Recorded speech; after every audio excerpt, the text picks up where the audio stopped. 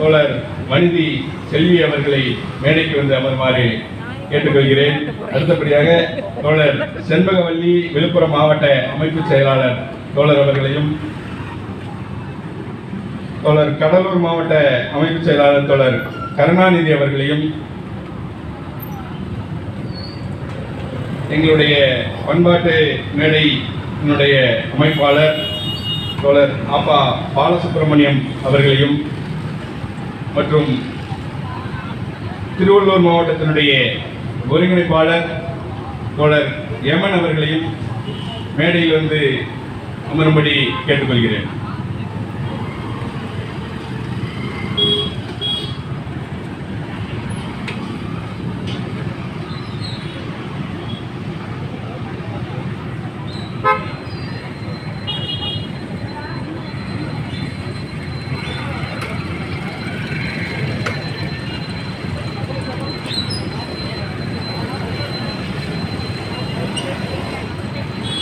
அன்பிற்கினிய தோழர்களே, இன்றைக்கு புரட்சியாளர்கள், புரட்சியின் நாயகர்கள் 23 வயதான ஒரு இளைஞர்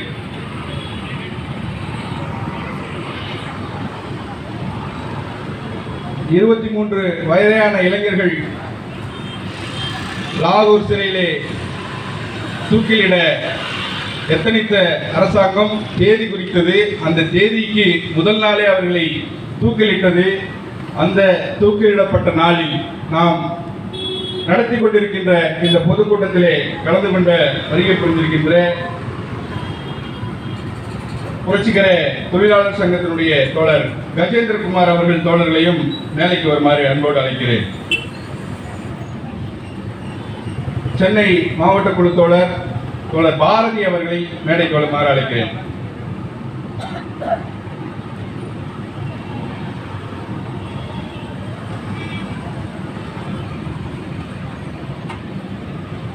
இந்த கூட்டத்தின் தொடக்கமாக எம்ஜிஆர் நகர் கிளையினுடைய பொறுப்பாளர், மாவட்ட இந்திய கம்யூனிஸ்ட் கட்சி மார்க்சிஸ்ட் ரெட்ஸ்டருடைய மாவட்ட கமிட்டி தோழர் ஆக்கு வீர தமிழ் தேசிய தமிழர் சாதி ஒழிப்பு இயக்கத்தினுடைய பொறுப்பாளர் அவர் இப்போது துவக்க உரையாற்றுவார்கள்.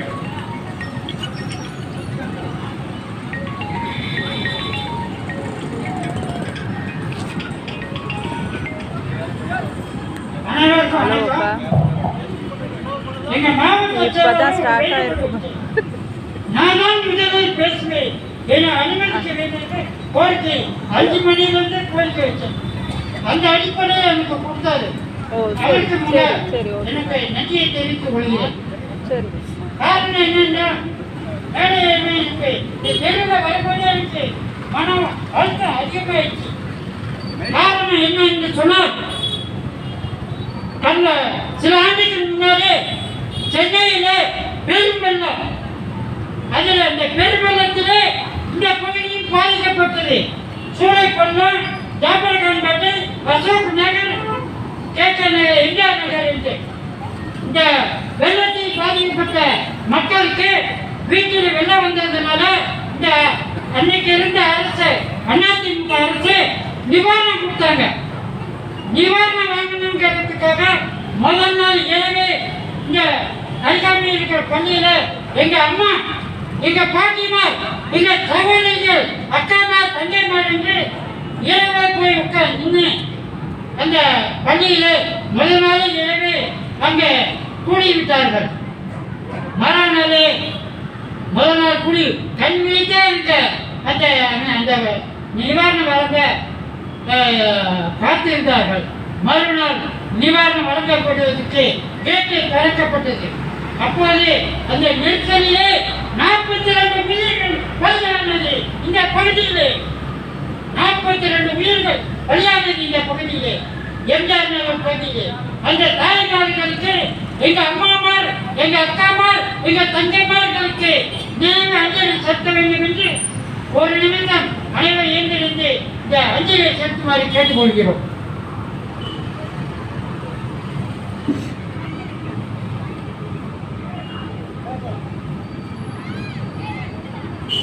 நன்றி. இந்திய கம்யூனிஸ்ட் கட்சியின் ஆட்சியில் இன்று பகத்சிங், ராஜகுரு சுகதேவ் அவர்களுக்கு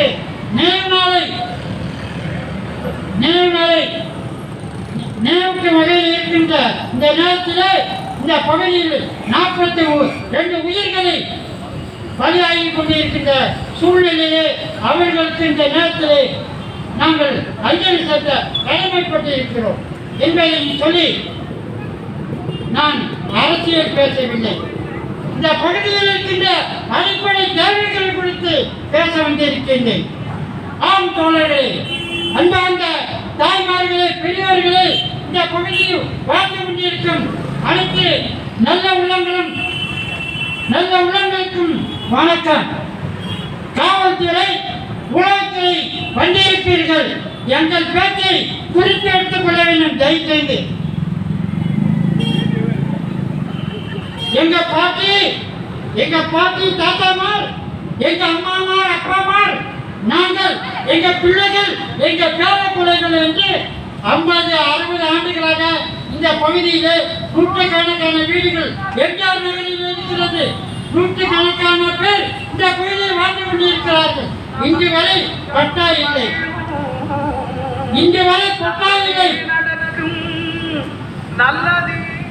காரணம் தெரியவில்லை. ஆட்சிகள் மாறி வந்தது. ஆனால் 50 ஆண்டுகளும் 60 ஆண்டுகளும் இந்த பகுதி வாழ்ந்த மக்களுக்கு பட்டா இல்லை என்பதனாலே இந்த சட்டமன்ற உறுப்பினர் அவர்களுக்கும், கவுன்சிலர் அவர்களுக்கும் மற்றும் தமிழ்நாடு அரசுக்கும், தமிழக முதல்வர் அவர்களுக்கும் கவனப்பார்வை செலுத்துகிறோம். இந்த நேரத்திலே உங்கள் ஆட்சியிலே தான் இந்த பகுதியிலே பட்டா வழங்க முடியும். தயவுசெய்து பரிசீலியுங்கள்.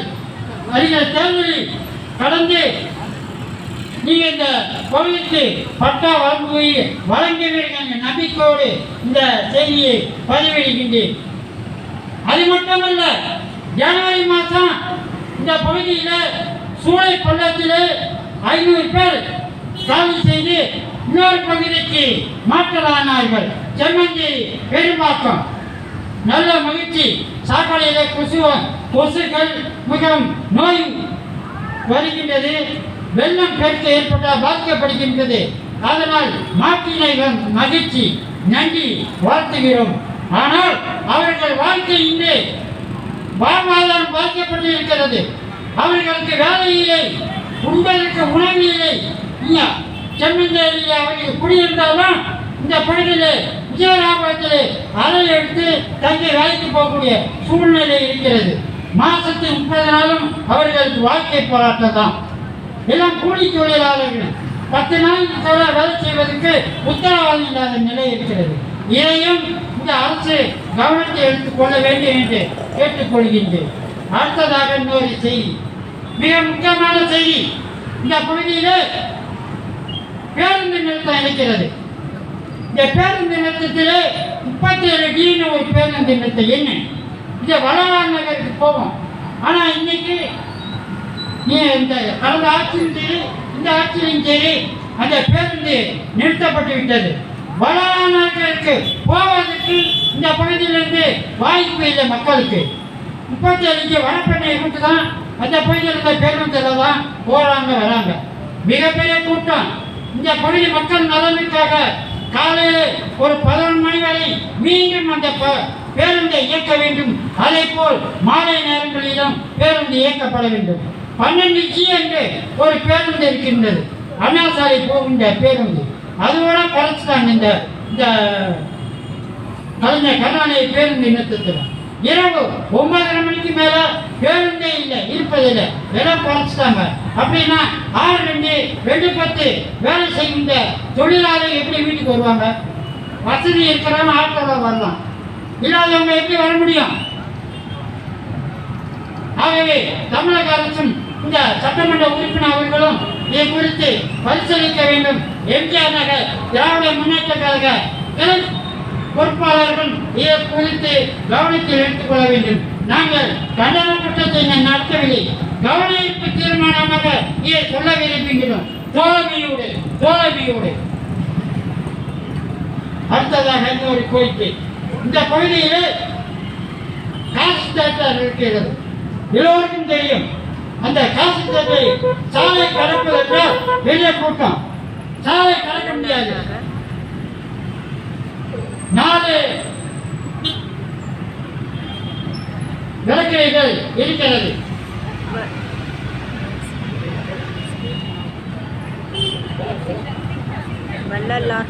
சிக்னல் 4 சிக்னல் 2 சிக்னல் தான் வேலை செய்யுது. விஜயதேவருக்கு ஜாபர கம்பெனி போகக்கூடிய சிக்னல் வேலை செய்யல. சென்னையில் பல பகுதி சிக்னலே இல்லை.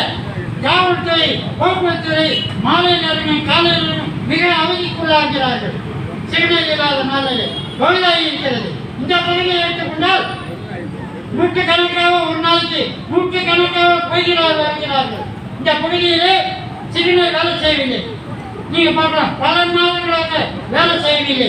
எனவே காவல்துறை இந்த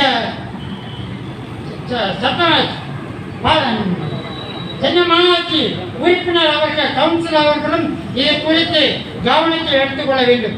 அதே போல அசோக் நகர் இஎஸ்ஐ 2 பக்கம் சாலை பிரிக்கிறது. வாகனங்கள் வேகமாக வருகிறது.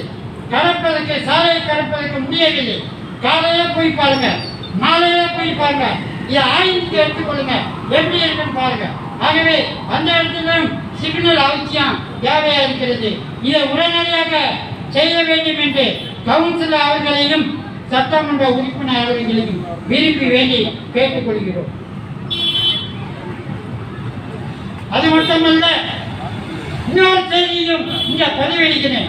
சட்டமன்ற உறுப்பினர் அவர்களுக்கும் கவுன்சிலர் அவர்களுக்கும் தமிழ்நாடு அரசுக்கும் தமிழ்நாடு முதல்வர் அவர்களுக்கும் மாதவரம் பேருந்து நிறுத்தம், கோயம்பேடு பேருந்து நிறுத்தம், இங்கே தாமரத்தை அருகாமையில் இருக்கின்ற சாமிக்கோயம் பேருந்து நிறுத்தம், கிளாம்பாக்கம் பேருந்து நிறுத்தம், எல்லா பேருந்து நிறுத்தமும் 24 மணி நேரம் தயவு செய்து கேமரா பொருத்த வேண்டும்.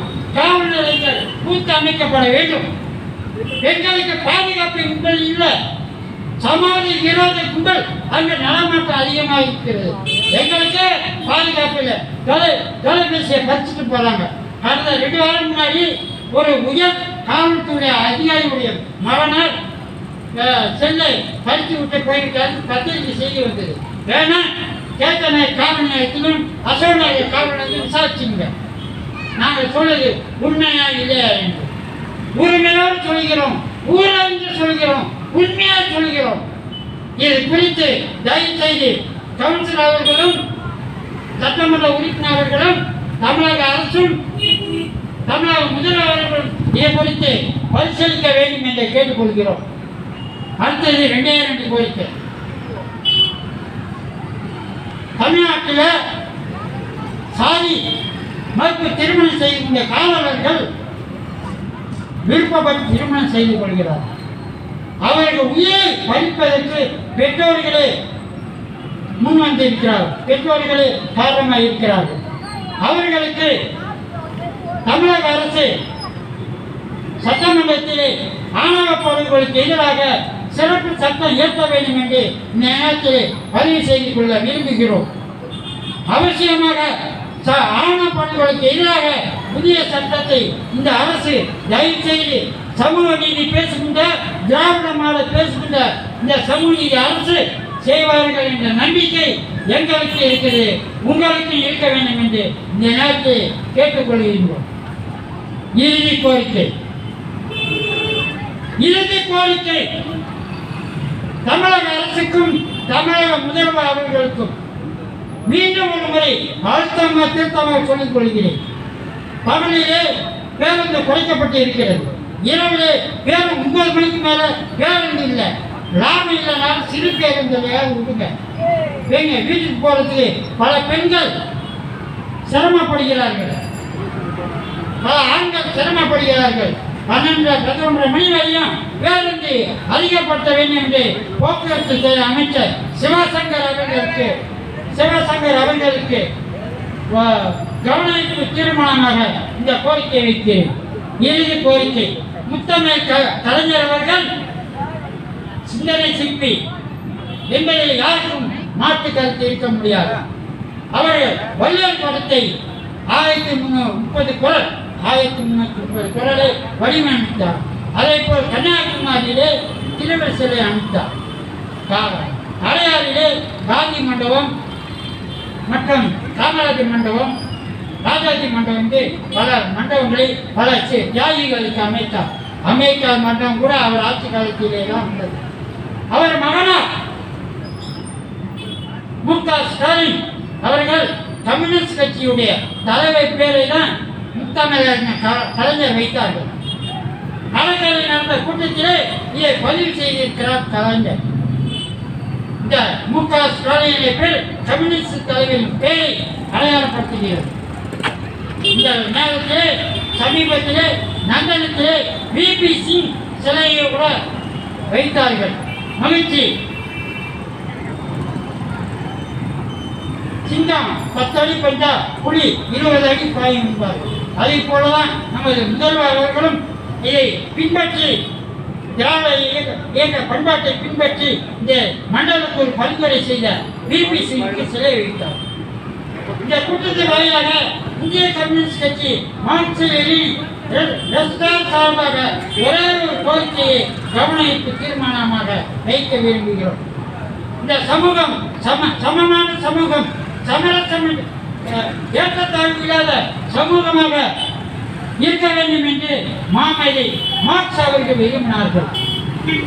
காரல் மார்க்சுக்கு சென்னையிலே ஒரு திருவுருவ சிலை அமைக்க வேண்டும் என்று இந்த நேரத்திலே இந்த கோரிக்கையை முன்வைத்து விடைபெறுகின்றேன். நேரம் இல்லாத காரணத்தால் இதோடு இந்த சிற்றுரையை முடித்துக் கொள்கிறேன். நன்றி, வணக்கம்.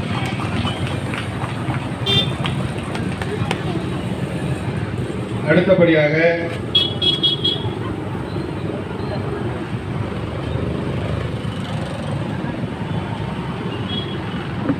தோழர் செண்பகவல்லி அவர்கள் விழுப்புரம் மாவட்டத்தினுடைய அமைப்பு செயலாளர் அவர்கள் உரையாற்றுவார்கள்.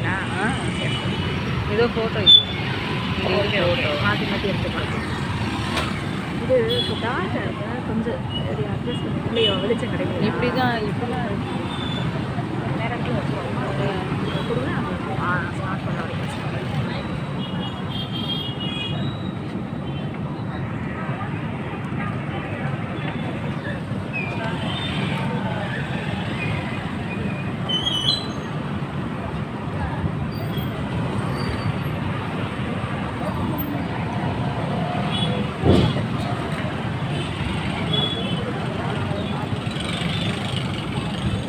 பகத்சிங்கை பற்றி ஒரு புரட்சி கவிஞன் எழுதினான். 23 வயது சுதந்திர நெருப்பு இருந்தது நாட்டில் அந்நிய சுரண்டலை எதிர்த்து.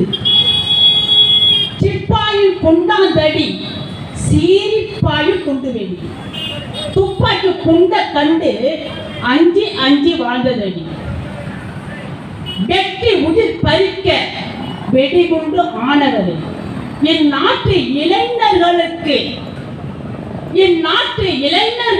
சுதந்திர தீயை மூட்டி தூக்கு கயிறை முத்தமிட்டு தன் உயிரை தியாகம் செய்த வீர பகத்சிங் அவர்களுக்கும் அவருடைய நண்பர்கள் சுகதேவ் ராஜகுரு அவர்களுக்கும் இந்த நினைவு நாளிலே முதலில் வீர வணக்கம் செய்கின்றோம்.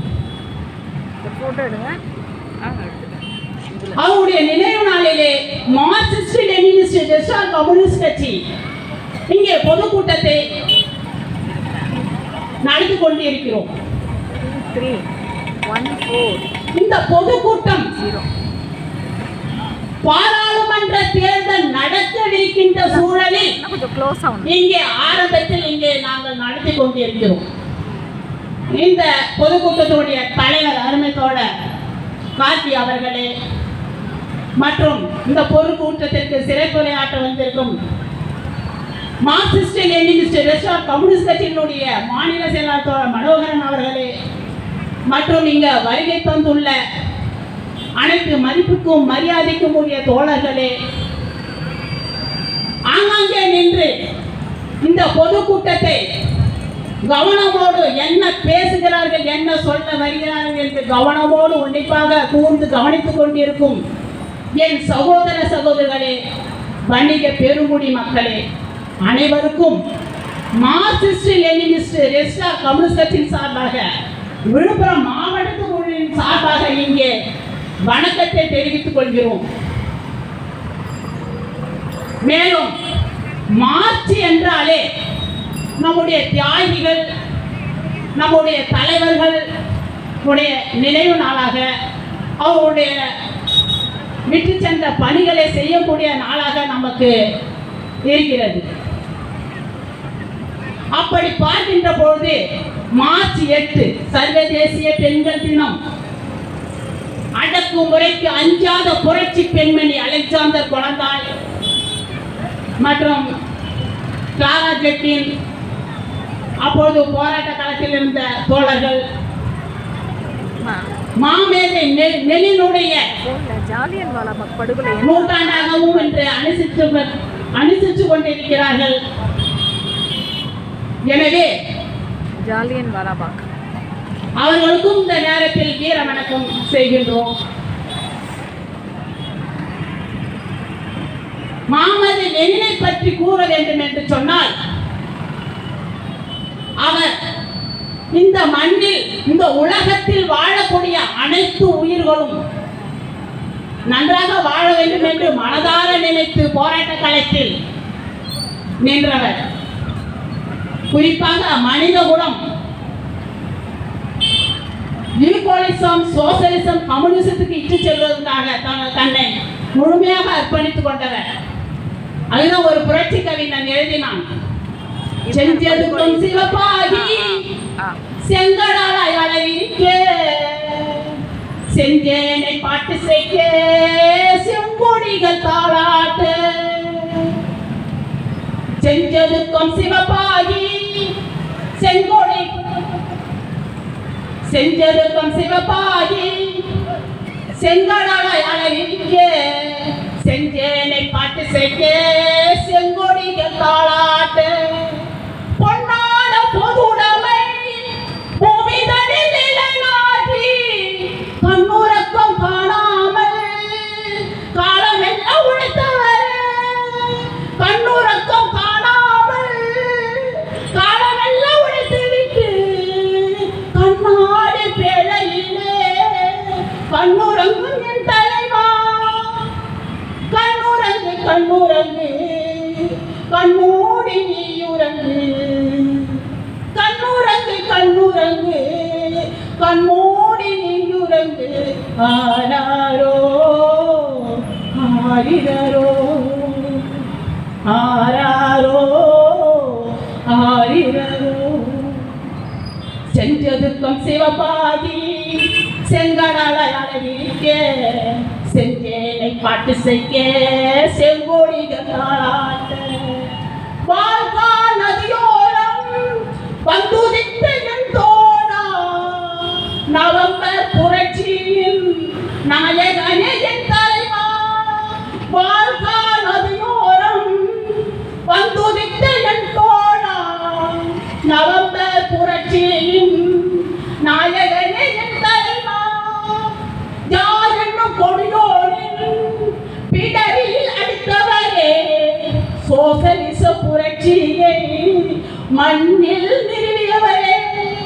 கண்ணுறங்கு கண்ணுறங்கு கண்மூடி நீயுறங்கு, கண்ணுறங்கு கண்ணுறங்கு கண்மூடி நீயுறங்கு.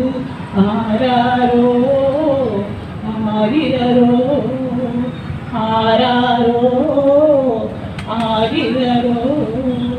செஞ்சதுக்கும் சிவப்பாகி செங்கடலை அழகிக்க, செஞ்சேனை பாட்டி செக்க செங்கோடிகள் தாளாட்ட என்று ஒரு புரட்சி கவிஞன் எழுதினான். இதுவரைக்கும் உலகத்துல எந்த ஒரு அரசியல்வாதிக்கும், எந்த ஒரு தலைவர்களுக்கும் இது போன்ற நிகழ்வு நடந்ததே கிடையாது. நடந்ததும் இல்லை, நடக்க போவதும் இல்லை. அது கம்யூனிஸ்டுகளுக்கு மட்டுமே உரியதானது. அவர் இறக்கின்ற பொழுது அவரை புதைப்பதற்கு மனமில்லை. எதற்காக? மக்களுக்காக, எல்லாரும் ஈர்ப்போல் பொருளாதாரத்தில் வாழ வேண்டும் என்பதற்காக சோசலிசத்தை நிறுவினார். அவருடைய நூற்றாண்டு தான் இங்கே நாம் நினைவு கூறிக்கொண்டிருக்கிறோம். ஆனால் இப்போ மோடி அரசாங்கம் என்ன செய்து கொண்டிருக்கிறது? யாரையும் வாழ விடல, யாருமே வாழ விடல. மாணவர்களுக்கு எடுத்துட்டால் பிரச்சனை, விவசாயிகளுக்கு எடுத்துட்டா பிரச்சனை, இளைஞர்களுக்கு எடுத்துட்டா பிரச்சனை, ஒருத்தருக்கு வணிகர்கள் எடுத்துட்டா ஜிஎஸ்டி வரி, அப்பப்பா சொல்லி மாளாது. நான் இங்க பெரிய தத்துவத்தையோ அல்லது உங்களுக்கு புரியாத பாஷையை கூற விரும்பல. நாம் அன்றாடம் அனுபவிக்கின்ற வேதனைகளையும் துன்பங்களையும் நம்முடைய மன வலிகளையும் நம்முடைய வைத்தியர்களையும் நான் உங்களுக்கு நினைவுபடுத்தி அதற்கு என்ன தீர்வு செய்ய வேண்டும் நாம் என்பதைத்தான் நாம் இங்கே பேசவிருக்கிறோம். போராட்டம் இல்லாமல் யார் நாட்டமும் செல்லாதுன்னு சொல்லுவாங்க. அது மட்டும் கிடையாதுங்க. ஒவ்வொரு புரட்சியாளர்களுடைய நினைவு நாள் என்பதோ பிறந்த நாள் என்பதோ ஏதோ சடங்கோ சம்பிரதாயமோ அல்ல. ஒவ்வொரு புரட்சியாளர்களுடைய நினைவு நாள் என்பதோ பிறந்த நாள் என்பதோ ஏதோ சடங்கோ சம்பிரதாயமோ அல்ல.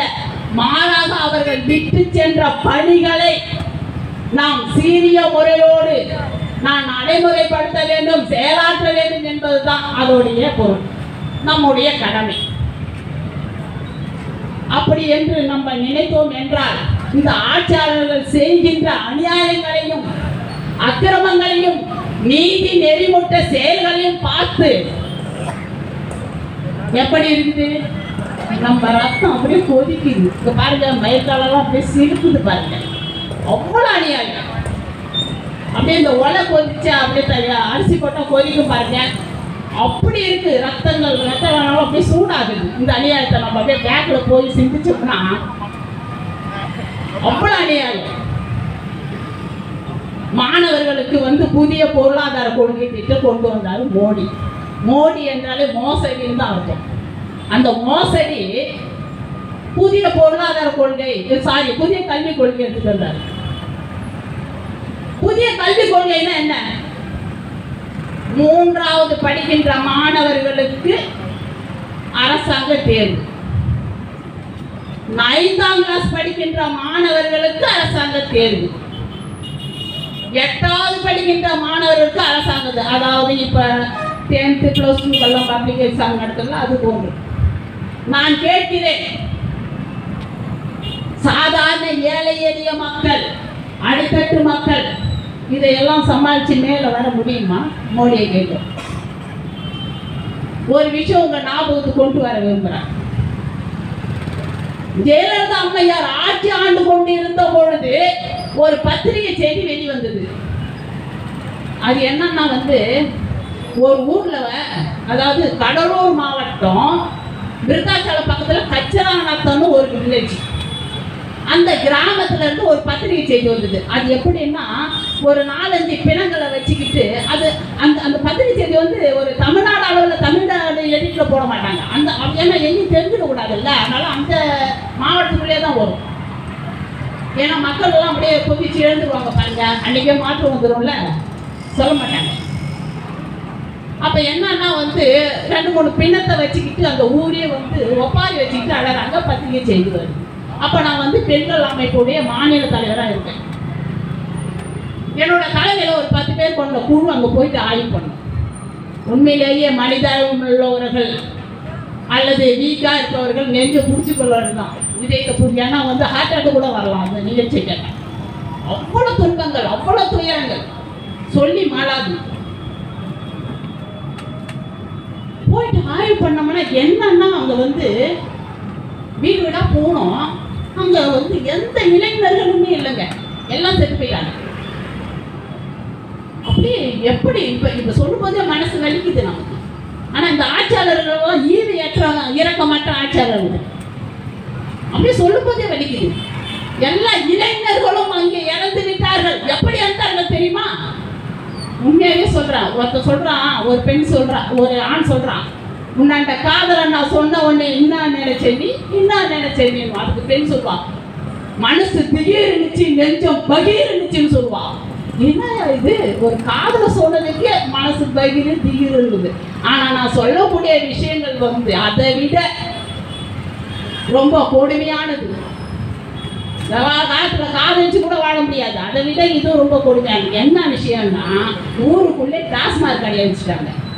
அந்த இளைஞர்களெல்லாம் போயிட்டு சம்பாதிக்கிறது, குடிக்கிறது, வீட்டுக்கு போகிறது கிடையாது. அங்கே படுத்து தூங்குறது, யாரும் தண்ணி கூட கொடுக்கறதுக்கு ஆள் இல்லை. அவன் எங்கே தூங்குறான்னு யாருக்கு தெரியும்? மனைவினா பின்னாடி சுத்த முடியும்?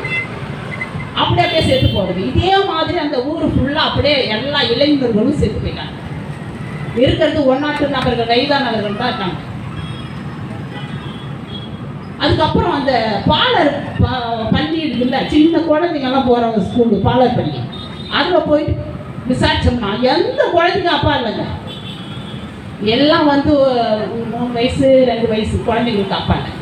சரி, அந்த விதவை பெண்கள் எடுத்துக்கிட்டா அவங்களுக்கு என்ன வயசு தெரியுமா? அது கிராமப்புறம் இல்லையா? எல்லாம் 18 வயசு 20 வயசு 25 வயசு அதிகபட்சம் அந்த பெண்களுக்கு. அந்த செத்து போன இளைஞர்களுக்கு என்ன வயசு தெரியுமா? எல்லாம் 25 வயசு அதிகபட்சம் 30 வயசு. சொல்லுங்க.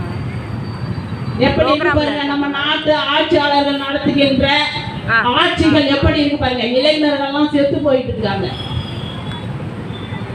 தெம்பு இருந்தா தானே யாரையும் எழுத்து கேட்க முடியும். தெம்பு இல்லைன்னா ஐயோ சாப்பாட்டுக்காவது வளைஞ்சு நெளிஞ்சு கொடுத்து வாழ வேண்டிய நிர்பந்தத்துக்கு இளைஞர்கள் வந்து தள்ளிட்டு இருக்காங்க.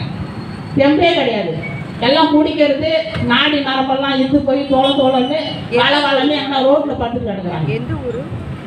இது போன்ற ஆட்சி தான் இங்க வந்து நடந்துட்டு. விழுப்புரம் எந்த கிராமம்?